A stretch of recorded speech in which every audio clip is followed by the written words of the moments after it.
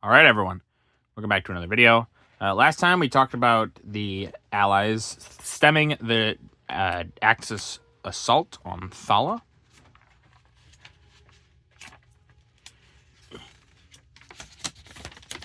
Sometimes these pages, they just stick together. There we go. German attack repulsed in northern Tunisia, February 26th to March 2nd, 1943. British regained ground in the north. On February 26th, while the enemy was hastily withdrawing from the Kasserine Pass, a heavy attack was launched against the British First Army in the north. No fewer than 6 separate attacks were made with 5,000 troops, including parachutists, with strong tank support. All of them, however, were repulsed, and the enemy suffered a major defeat. More than 400 German prisoners were taken, and many of their tanks and heavy guns knocked out. Nevertheless, the enemy continued to attack on an 80-mile front from Cape Serat to Jebel Mansour, southeast of Bou Arada. Again, he was thrown back at every point with heavy losses in men and material.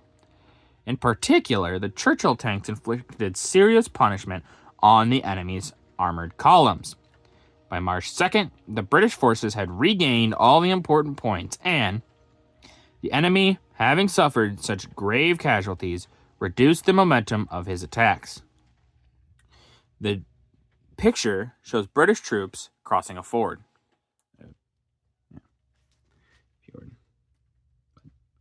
And you can see the troops right there passing.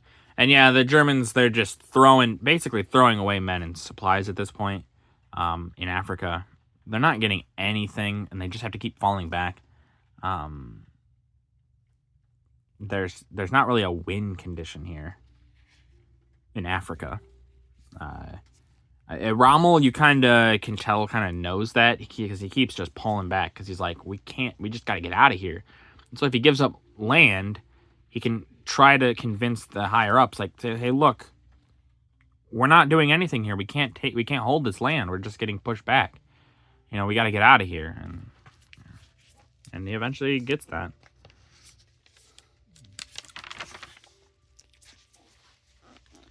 Russians drive the Germans out of Rzhev and Vyazma.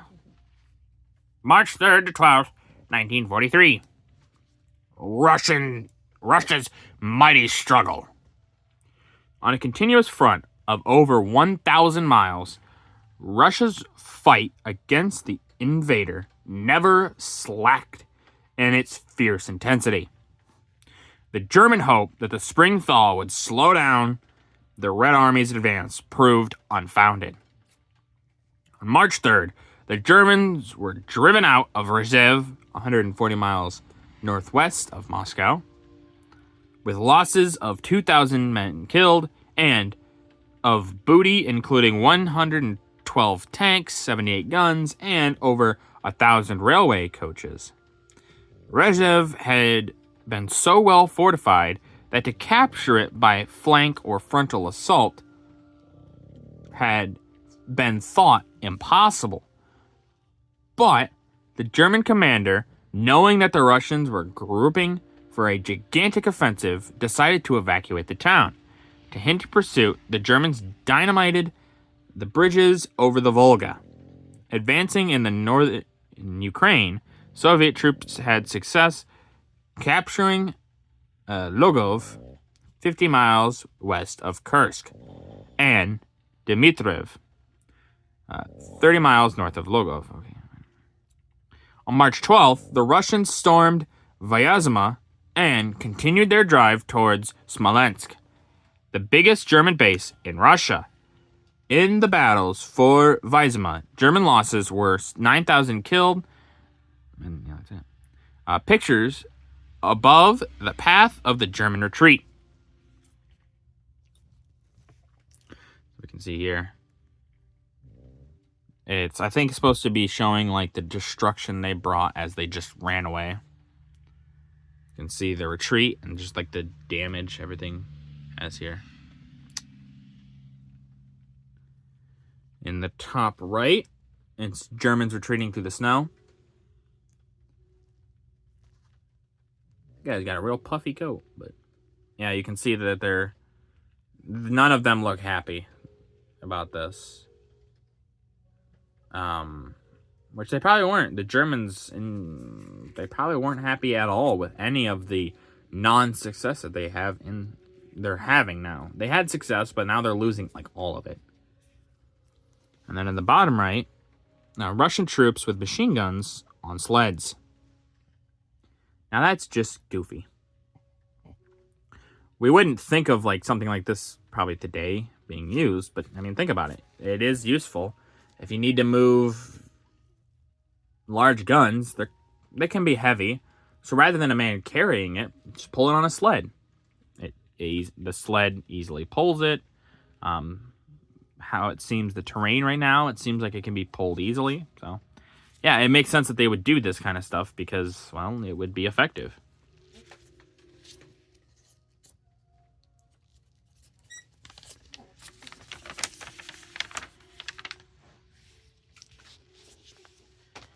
China on the offensive. On March 15th, the Chinese High Command announced a great victory on the Yangtze River front to the west of Hankou. A few days earlier, more than 20,000 Japanese troops crossed the river in 8 columns, ready to launch an offensive towards Hankou. On March 13th, however, a general Chinese counteroffensive was begun. And after less than 2 days fighting, the enemy was flung back in disorder and full retreat. Several places of strategic importance were recaptured in the province of Hubei. This splendid victory showed that even after 6 years of brutal warfare, the spirit of China's fighting forces was still high despite their isolation from the Allies.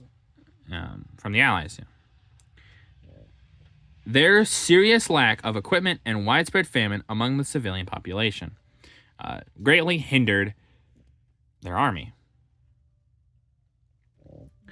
Nevertheless, in the spring of 1943, Generalissimo Chiang Kai-shek had some 5 million fighting men under his command, and another 15 million men standing in reserve, trained and awaiting equipment.